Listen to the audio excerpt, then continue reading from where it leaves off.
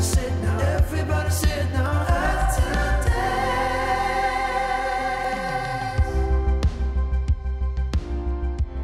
Let me put it like this. Okay, so you and Maddie are driving down the road. Yeah. And you come across a stack of pallets. Yeah. She says, "What a pile of junk." And you go, "No, let's pull over. That's our next bedside table." Yeah. So you see potential and she sees junk, or vice versa. Yeah. Is that your process with your Yeah, that can definitely be my process. I'm like pretty familiar with using essentially refuse as as art supplies. It's pretty common occurrence for sure. Yeah. Well, I think that the goal is to find meaning in those objects, right? Yeah, absolutely. And I think it's whether it's a mindset thing, I suppose it's a mindset of just kind of accumulated over time, but everything from just like scouring thrift stores to find something, clothing that sort of stands out and is unique, but is also happens to be dirt cheap, or whether it's stumbling on driftwood or pallets or some other sort of garbage, or whether it's being on like a film set, doing a scene, doing like a street scene, and just pulling literal garbage off of like the outside of the frame into the shot just to make it more interesting. It's pretty much you wrapped up my creative process pretty well with that question. Yeah, isn't that something, eh? A little bit of chaos, a little bit of grit, you know what I mean, adds to it. And so something I want to think about too is an idea that came to my mind as I have a Bob Ross mug here, like I mentioned. And I was just thinking about he's the joy of painting, right? Absolutely. And I was thinking about icon. What I like is the joy of new discovery. Mm-hmm. Yeah, that really interests me too. I think, cliche as it is, like life is a journey, and we're always learning, and I think that's something I've committed to.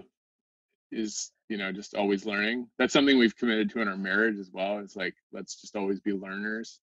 And forgive each other when one person, there's that divide between potential. Like, I see potential in this. I don't see potential in this. And you have to learn to accept that and be patient with it.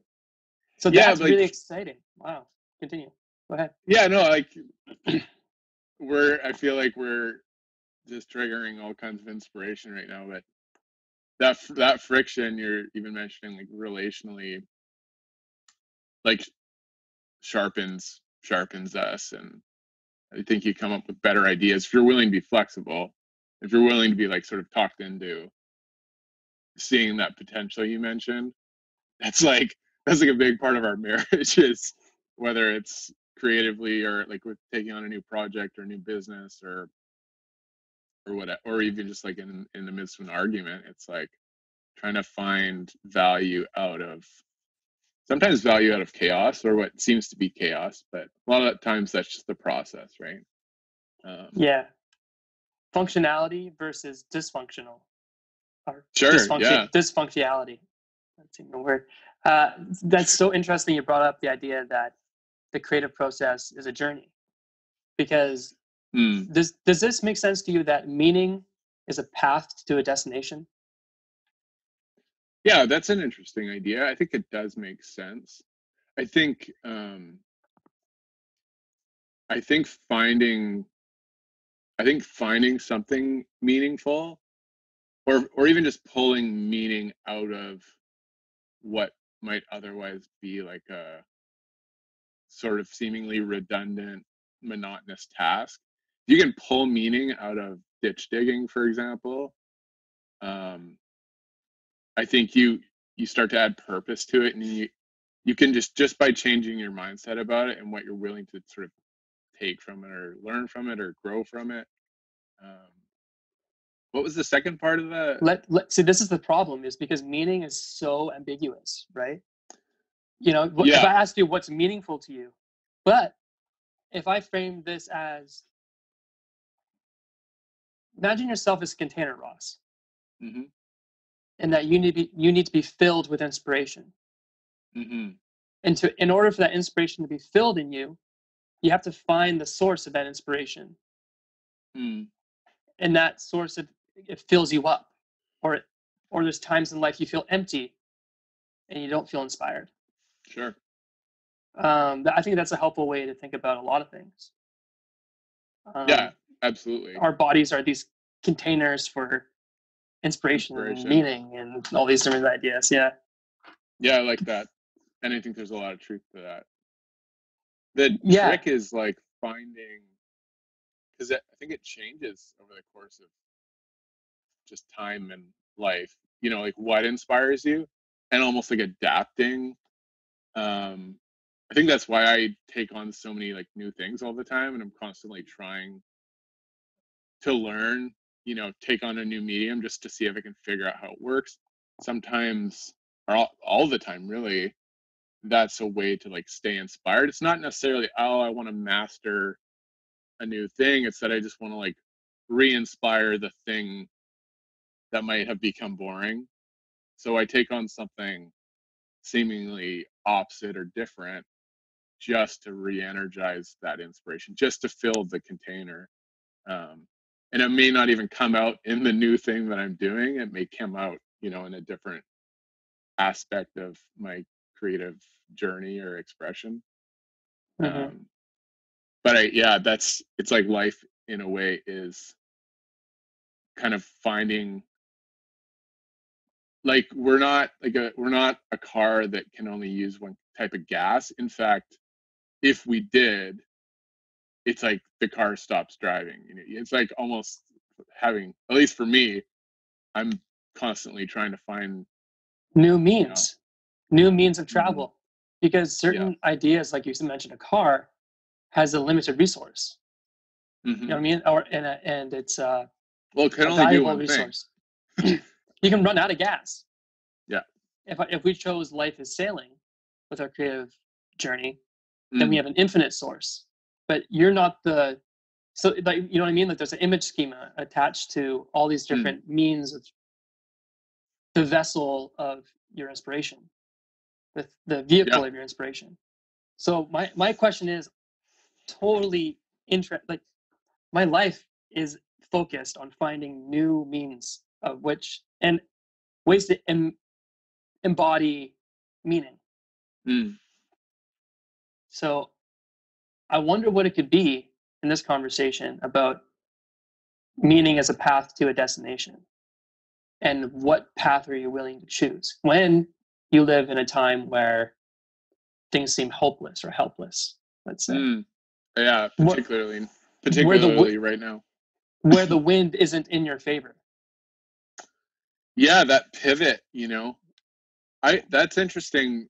I was thinking, we were trying not to like direct this conversation before we were in the middle of this conversation, but I was actually, maybe it's serendipitous, but I was actually thinking about that before we got on the call. That idea of kind of how do you pivot when everything changes, the world around you changes, or seemingly the rug gets pulled out from under you or whatever. Because in a way, I think I've been thinking about this, particularly in the middle of this sort of crisis that we're in, how useful are artists. But maybe it's big-headed of me, but I think artists are particularly useful in times like this, whether it's like historically, the bard or the musician in the Middle Ages that just gives people a little bit of hope or a little bit of joy in the pub at at night, just to distract them from the Black Plague or whatever is going on outside. Or whether it's, artists have this tendency to just kind of like ask questions of life and maybe pose things in a different perspective than would happen otherwise. But also, as kind of forced entrepreneurs that artists are, at least you and I are, I think, we're sort of forced to be entrepreneurs and business people and also creatives. So we're, straddling that all the time, but we've had to pivot before, right? We're accustomed to like taking this risk of like failure totally or yeah. And it's calculated risk. I have a podcast about taking risks that's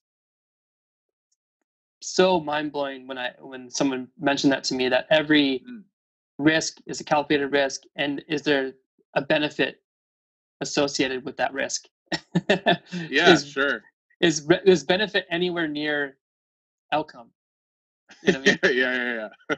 But sure. I gravitate towards the people who are self-giving, who see their gift as something that's meant to be shared, to see life as a gift that's meant to be shared.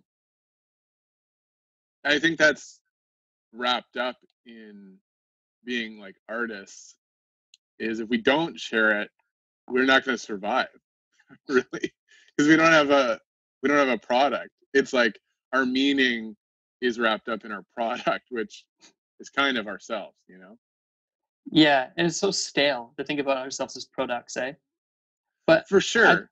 I see it. I like the idea of producing, like a plant produces a fruit. If you remove the sort of like corporate, like the sort of sellout, conditioning attached to like being a product, and think of life, like, go ahead. Just producing, just making something, whether out of yourself or literally creating things. I guess that's what I mean when I say product. Yeah, exactly.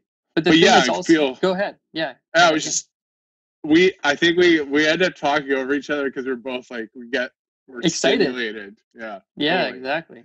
But this risk and pivoting and,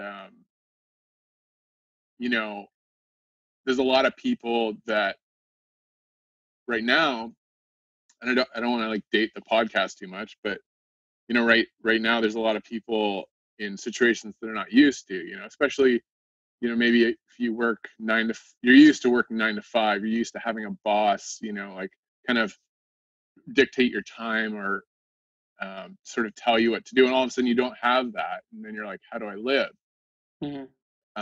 Whereas like people maybe like you and I, it doesn't mean we're like better, or it's just like what we've either accidentally or chosen to do with our lives, but we've been in the position for quite a long time of kind of having to tell ourselves what to do, not having a stable income stream. Like it's always up and down. Sometimes it's really great, sometimes it's horrible. But yeah, I've been thinking about that this week. Like maybe we have something to offer in that regard, in this time, like maybe thinking outside of our own little artist bubbles and kind of offering that to everybody else around us that might not be dealing too well with this forced pivot that they're having to go through, When you mentioned pivot, I thought of a sailboat and pivoting the sails. Mm-hmm. Yeah, you gotta like swing the boom and catch the wind when it's going to go in the right direction. But I feel like every time there's a pivot, there's a likelihood or chance or risk that the boat might capsize. Sure. Yeah, hopefully you have a deep keel at that point. Right, which is a metaphor also about deep roots, talking about producing, right? Yeah, your foundations. I mean, when you're getting thrown around by the wind and everything else, I find it pretty, when I'm like disconnected maybe from my foundations, or I'm a little bit too scattered or whatever, whether that's like on a spiritual level or with the relationships that kind of ground me, it's a lot harder to like keep my sails tight and go in a cohesive direction, you know. And again, I think a lot of people are feeling that right now, you know. And some people, and some, if you look at trees, let's say, some Mm-hmm. trees do better in windy climates, Mm-hmm. Mm-hmm. They and adapt. they're able to be that source of windbreak for others. Yeah. Yeah, we see that on the West Coast here for sure. That raw potential just coming off of the ocean, slamming against, the Arbutus and Tofino, or they're built Yeah. for that. And Yeah. I found out pretty quick that I was not built for that. When it happened to me, my life, it is a timely podcast, I guess, but the idea of the pandemic changing, or forced change. Yeah. I think that my tree cracked a little bit. You know what I mean? Yeah. And how you holding up? well, pretty good actually, because the You seem great, but... the foundations were made. I had to Right. I rely. see. I had to rely on my root system I've been working on for a while, which is this Yeah. podcast and being able to vision things differently, to be able to visualize what the situation looked like. I was getting a lot of advice that was actually causing more anxiety and stress in my life. But then when I was able to see it through a new perspective, and one of the perspectives I found were very helpful, was a group perspective. Mm-hmm. How awesome it is to have a group perspective, but also a bird's eye perspective on the situation. People talk about the curve, right? Mm-hmm.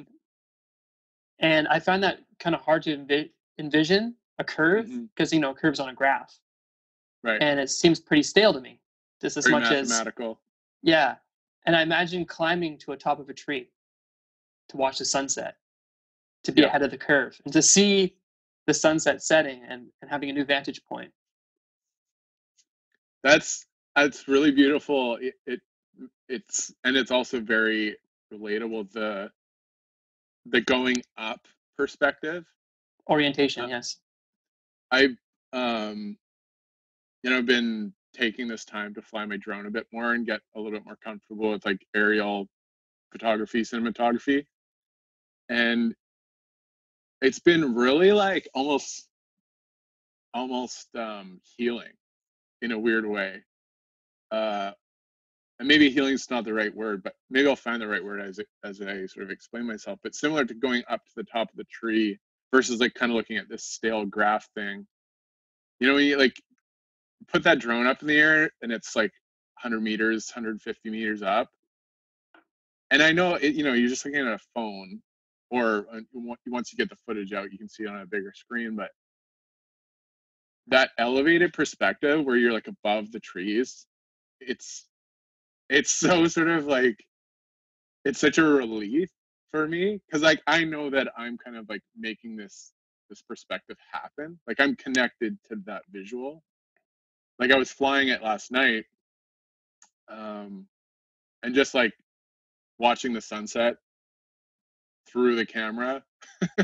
And we're all forced to kind of do some of that right now. Like things are a little bit more limited or constricted.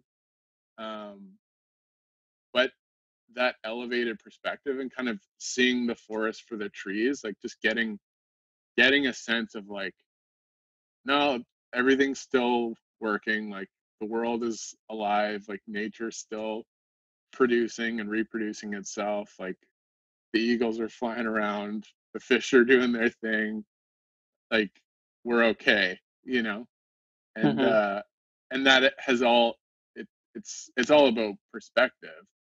But if you're like watching the numbers and you're just like looking at the news and you're just getting this kind of this like panic, fear sort of. Scarcity mindset.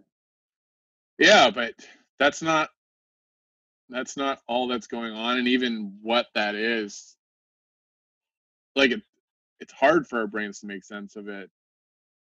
Whether it even makes sense at all in the first place is another question, but yeah, I have two paradigms to offer you.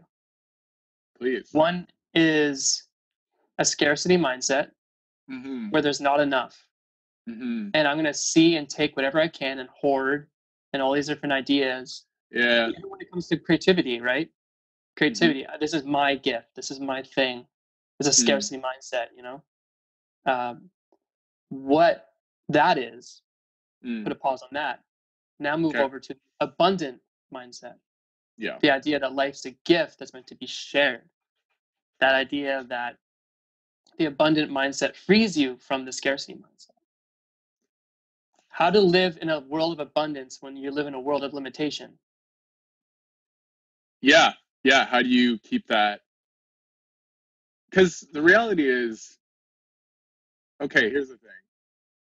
People, when this started, people freaked out. That's that sort of scarcity. That happened to me. Yeah, sure. And I think it happens to all, like both of those things happen to all of us. It's just like longer term, the one you choose to sort of like compound and partner with more and more. Like if you're able to sort of mature past going back and forth between the two, and you start to realize which one's going to actually be fruitful for your life, yeah, you can change your course. But I think it's normal. It's normal when panic happens, crisis happens, to bounce around a bit, but to pivot between the two. Yeah. And yet, I think it speaks to your foundations when you can kind of, okay, I need to like lock in, and long term, I need to be going to what's really going to be good for me, what's good for my life, what's life giving, essentially. That's very good. Yeah. I want to But prod something. Yeah, go for it. I want to prod pivoting. Yeah, sure.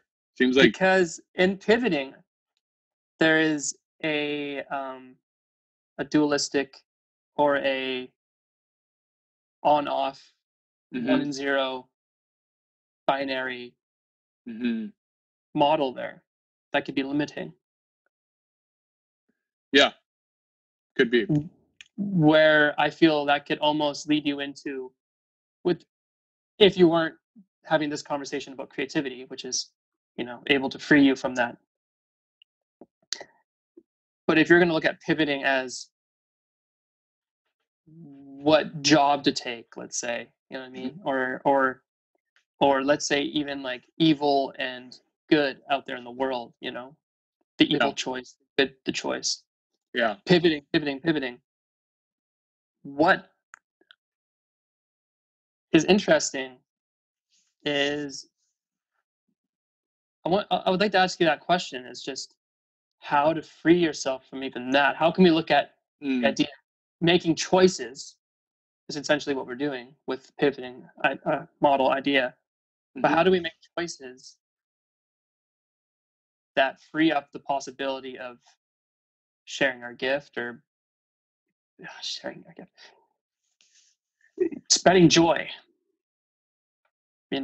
spreading hope, spreading love, spreading all those beautiful values and perspectives that are beyond a binary level of perspective. So is it like, I'm just gonna like bounce back until we kind of, is it like, how do we pivot well? Or I feel like the idea of pivoting needs to be prodded. Yeah, I agree. So just to push back on the binary idea, I'm just like putting this pen on my finger, and that's like a pivot point, right? Like a teeter-totter. And there is kind of like a big general, like 1 and 0. Like there's 1 over here, there's 0 over here, but there's all this like movement in between. Like there's a gradient, or there's like in betweens, But balance. like generally there's like that middle point, and then there's one side and the other, but then there's all this like movement and room. So like suppose Mm. there is some nuance there, but yeah, where do you want to Yeah, live? let's go back to the beginning of the conversation. Sure. I really enjoyed when you shared that idea of pivoting. Mm-hmm. And let's look at that thing about our lives being a container that's meant to be filled. Sure. And then hopefully if you get to see it, that abundant idea where the glass just keeps overfilling. Yeah, because it's possible. Even now, it's totally possible to be in abundance. I mean, And all of a sudden, seeing it that way changes your state of which you yeah. see yourself. So, and to be in that location. So the idea of meaning being a destination Mm.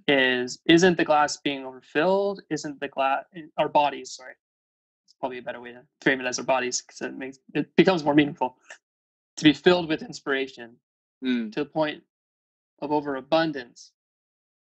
Is that the goal though?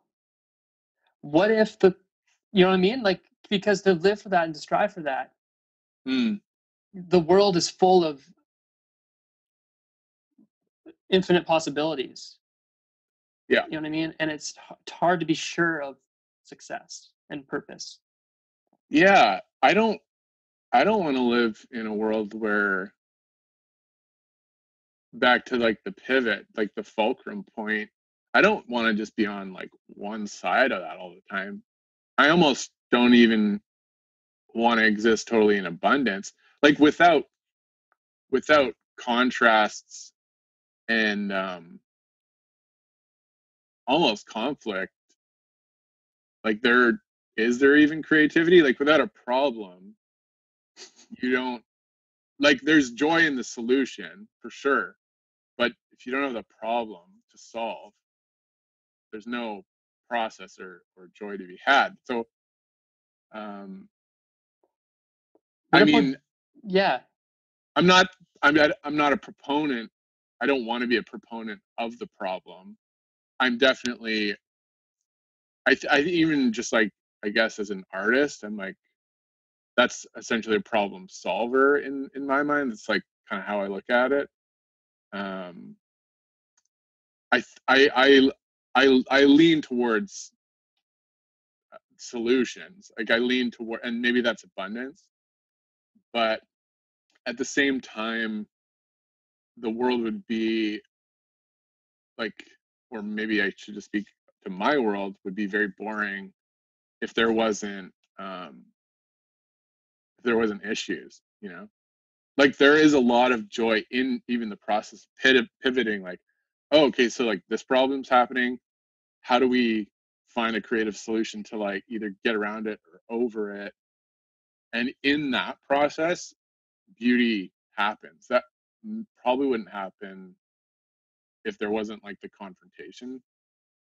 um our problem being is the pile of pallets garbage or is it potential? To bring the yeah, conversation full circle now. I love it. And I think it's always, I think it's almost always potential.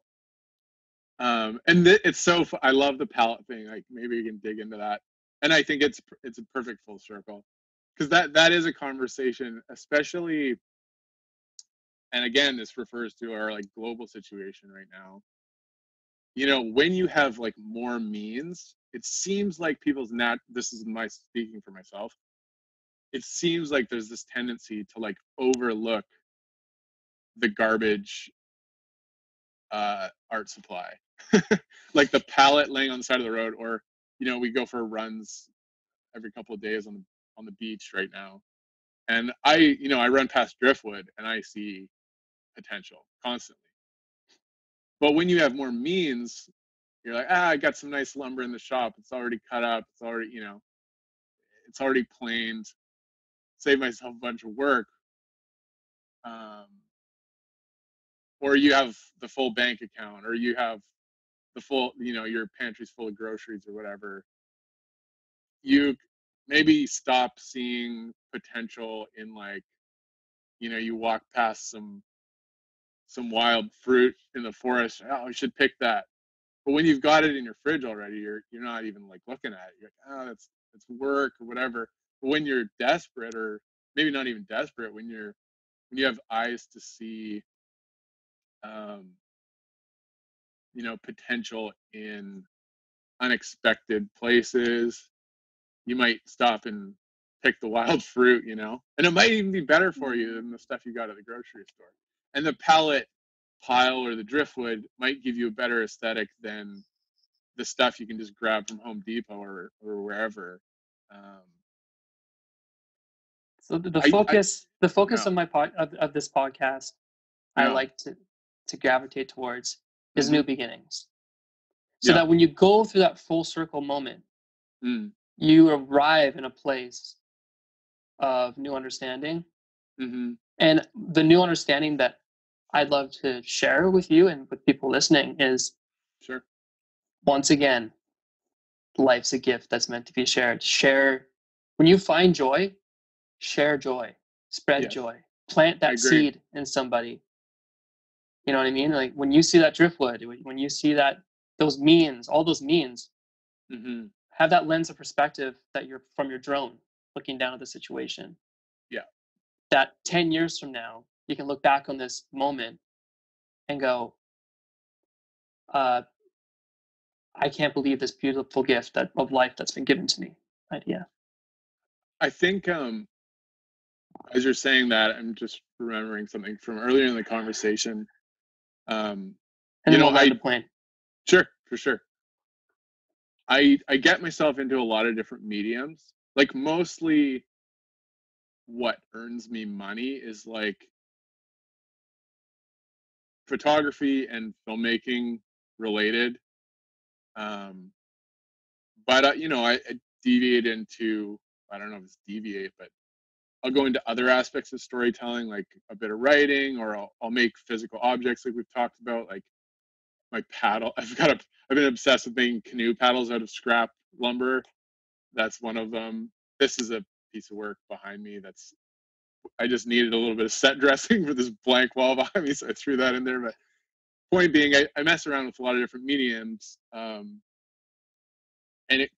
for me, that's a strategy to stay fresh and kind of innocent. Like I was just talking about, you can stop seeing potential in like the garbage on the side of the road if you're not careful. And I do see that as a problem. Like I see it as an issue if I have to go to the store and buy something brand new to make art. I see that as a problem. So for me, starting, trying new creative outlets all the time, whether it's like leather work or whatever, my tendency is not to invest a lot of money into something if I'm just kind of messing around with it, trying it out. So every time I try something new, I'm going back to starting like super lean, Like can somebody give me a little bit of leather, or can I just buy it really cheap? Can I find some? So it keeps that circle going of like, oh yeah, starting over, getting humble, seeing potential where there's, very little to start with. And I think that's so important. I think that's also a tool maybe for some of the people that might even be watching this right now, that might be struggling, might be trying to figure out how to pivot. We can really take advantage of what's going on right now in the world. There's innovation that we didn't have to have 2 months ago, 3 months ago. But that means like there's new solutions on the table that we can pick up, and it might make our lives a lot more fruitful and meaningful in a year from now because we were in the middle of this. Not to mention maybe time that we didn't otherwise have. Anyways. Right. And it's hard to say that without being insensitive, but you're coming from a nice place though. You know what I mean?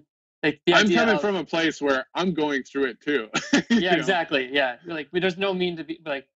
I just had to bring notice to that, but I appreciate that.